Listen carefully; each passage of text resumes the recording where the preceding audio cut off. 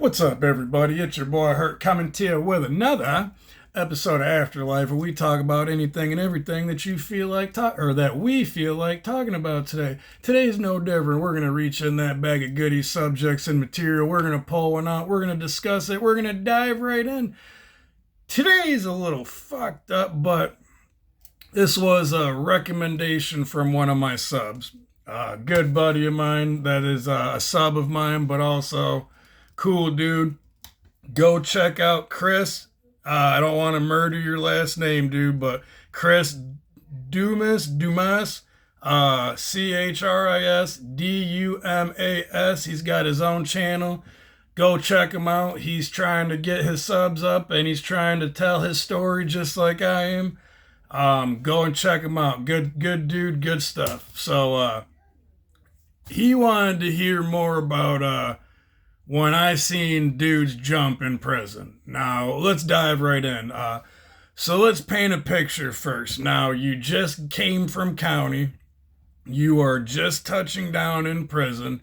You just got through the reception or the what's it called? The introduction. You get your ID. You get your state shit. You got your laundry bag. You got your padlock. You got your hats. You're good to go. You're in the system now. Now it's time to go to your little section that you got to do 30 to 90 days till you got to ship out to where you do the rest of your time. The thing about quarantine or RGC in Jackson, that's where I was at. There's 1 south, 2 south, 3 south, or 1 north, 2 north, 3 north. I was in 3 south, level 4, cell 8 or cell 17. So this had to have been the end of the first week, if not the beginning of the second week. I'm already tired. I'm on edge. Prison is loud, or at least RGC is loud, because we're dealing with rapists, killers, lifers, short timers, chomos, weirdos, psychos, psychopaths. I mean, we're dealing with everybody under the sun at RGC in Jackson. So once you get checked in, they send you to where you're going to do your 30 to 90 days. I was in 3 South, so I don't know what the fuck happened to anybody else. But when you come in, you got to go in, fucking form a line, or they tell you to fall in, form a line. They got your 2 rolls of toilet paper, your fucking two things of soap. They got your rule book right there. And they got your name tag with your name and your inmate number, and then your level and cell number that you got to go to. So went up, whatever. So it's about a week and a half, 2 weeks in. I'm starting to not get the hang of prison, because it's just at RGC in Jackson, like it's just you're locked down 23-1. The only time you get out for yard is maybe once or twice a week. Or else you just get out for breakfast, lunch, and dinner. So about a week or a week and a half in, just like when I was coming in, except this was a little bit after dinner. Really, whenever the police get done with you and process you, that's when you go to your living quarters or whatever till you ride out. But like, it don't matter how long it takes for them to process you. That's how long it takes for them to process you. Like Tough Titty said to Kitty, you're on their time now. So anyways, I remember it was just after dinner, because we were all coming back and we were all still out on the rail or the walkways or whatever, because there's walkways, there's the railings, and then your cells or whatever are against the wall. So that's on base, that's on first, second, third, fourth. Because there's no other side or whatever. In RGC, there's no, like, remember I showed you in that video, there's no other side like how there was at fucking Parnell. But anyways, people are coming in, they're falling in, they're getting their toilet papers, they're getting their soaps and all that. And they're all falling in, they're all going to wherever they're getting put at. Some are on base, some are on first, second, third, and there's a few that are on fourth. Well, Any other day or whatever, they're just coming in, putting their shit by their doors and, waiting by their cells because we got to wait for the COs to boof, boof. That means they're about to open the doors. So they take their key and bang it on the wall, makes a loud bang, bang. That's how you know the cells are about to open. Well, there was one dude that didn't put his shit by his cell. He just kind of set his shit down in the middle of everything. And at this time, everybody's out on the walkway. So it's crowded. And this dude just set his shit right in the middle of everything. Like, people are looking at him like, the fuck, dude? Like, get your shit, put it by your cell. Like, it's right in the middle of the walkway. Well, this dude just climbs over the railings. 1, 2, 3 railings. Climbs over, holds on, and jumps. Legit jumps. That's about 150 to 200 feet in the air.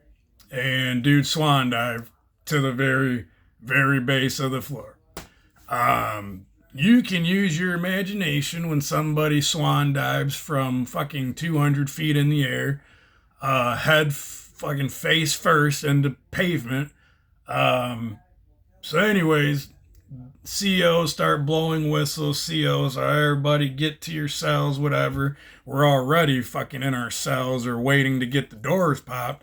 But at this point, it wasn't really the jumping that got me because, like, it felt fake. It felt like a movie. It felt like it wasn't real until you looked over and then you seen that it was realer than anything that could be real in this life. Crazy. CO surrounded them. People on the base surrounded them. They cleared kind of a little circle or whatever. Bloody, brain, bone, crazy, nasty shit. Paramedics came in. COs came in. Paramedics just pretty much, yep, he's dead. Write it off, whatever. And at this point, you would think that the paramedics would put this fucking poor soul in a body bag and take him. Oh, by the way, life without the possibility of parole. I didn't get whatever charge that he had. The second one I did, but the first one I did not. But anyways, paramedics should have put him in a body bag, take him out, whatever. Yeah, they didn't do that. They just wrote in their little notebooks, told the COs, yeah, he's fucking dead, whatever. They made the porters on the base or whatever, and they even tried to get me to do it. But I'm like, I ain't fucking cleaning that shit up. Like, no, that's a human being. They should have did that shit when they came in. Like, no, I draw the line at that shit. This has to be illegal. But anyways, the dudes on base had no problem with it. They got gloves. They got the little freaking masks because COVID was bad at this time. The little biohazard bags, trash bags, whatever. They were pretty big. And they just used shovels and disinfectant spray or whatever fucking spray they had in prison. It was green and clear. One was like sanitation. The other one was like some green all-purpose cleaner. But they shoveled that shit. They cleaned that shit. They put that dude in a bag. And they pretty much probably threw that dude away. I don't know what they did after that. They cleaned it up. It took them probably another hour to clean the bloody mess up. But they got rid of everything else. So that was the first time. Second time, I remember I had a job. So this had to have been the third week, if not fourth week I was in there. I want to say third because fourth week I was getting down to about getting ready to ship out to where I was going. But this one was shortly after lunch because I remember I was still working, but I was done with everything, like passing out toiletries, passing out brooms, mops, fucking the laundry, all that shit. So I went to lunch, finished up, came back. I was all done. So I was like, fuck it, I'm going to go back up to my room, fucking read some books. I just got a book shipment in because at RGC, they have no books besides a Bible or some religious shit they give you at the church service. But other than that, your people have to order you books to come into the compound. I just got my books. I'm going back up to read them, whatever. Thinking nothing of it, just kind of, I was excited to read my David Goggins book. He's a fucking awesome speaker, Marine, Navy, Good dude. I recommend reading him if you ever get a chance. But, so I go up to my cell.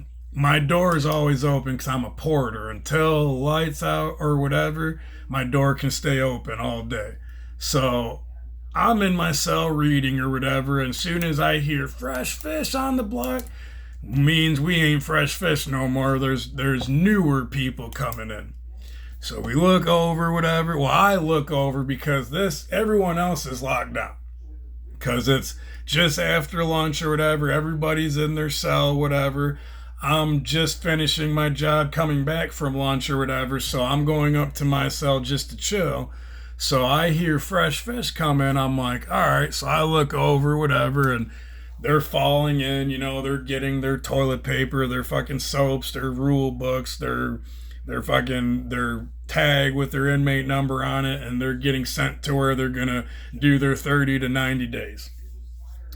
Same shit. Dude's going to base, dude's going to second, dude's going to third and fourth. Only like 3 people came to fourth this day. All of them look normal. They all went to their little cells, put their shit in front of the cells, and they just stood there waiting because at this time everybody's locked down.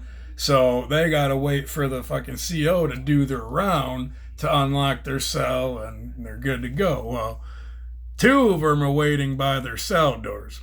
One of them, I can only do it out of impersonation because this is what he looked like. He's just...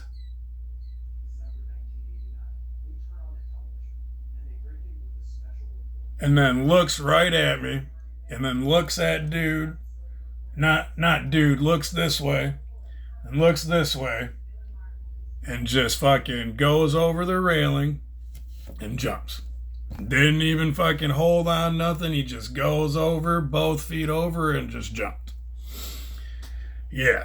This one was a little worse. Not really, because it was the same as the first one, except this one was a child molester. Raped and did some pretty fucked up shit to 5 or 6 kids out there and ended up getting life without the possibility of parole. And guess he just knew he wasn't going to make it because chomos in prison or whatever get fucked with more than anybody else. Well, besides the sissies and whatever, but same thing. Dude hit kaplunk, and about hour or 2 later, EMTs or fucking ambulance or whatever comes in. Not in the compound, but the ambulance is out there because we can hear the beep, beep, beep backing up. Same shit though. They just pretty much come in and see all the nasty bone, brain matter, fucked up shit, and they're just like, yeah, he's dead. Well, no crap, he's fucking dead. Like, obviously, he's pancaked, like, duh. But, they made the dudes do it again. They just cleaned them up, shoveled them up, fucking just, broomed them up, shoveled them up, used the little, like, dustpans to frickin' scoop them up with the shovels, and just put frickin' napkins, towels, fucking bloody, nasty mess after. It was, dude, still to this day, like, you see my face, I'm just like, you motherfuckers, like, you never know what this world is capable of, and then when you see some shit like that, and you wonder to yourself, like, how do these fuckers get away with this shit? Just like that. And nobody's ever gonna know either unless people like us speak on that shit, because they get away with this shit every day. People are dying every day like this, if not every other day or every other week. Somebody's going out like this or getting stabbed or raped or whatever, and they're not doing shit about it, or they'll just be like, not my problem, all the time. And this is how they get away with pretty much suicide, murder, not murder, but like they couldn't give 2 shits about that. The fact that they didn't take the 2 victims away in body bags because they had life without the possibility of parole, but still they have, it's crazy. Anyways, they cleaned it up, got rid of it. That was it. It was like it never happened. Cleaned up, gone. So, unfortunately, that is the 2 times that I've seen 2 people jump while I was in prison. So, hopefully you guys like it. This was a recommendation, so hopefully you guys like it. Share it, comment down below. I've been kind of experimenting with jokes and stories and whatever, so hopefully you guys like it. We're almost to 100. We got, I think, 83, 84. So, I mean, we're almost there, guys. 15, 16 more. We're almost there. So, it's your boy Hurt coming to you with another. Hopefully, it wasn't too violent and vulgar for you, but it probably was. But, anyways, have a good day, everybody.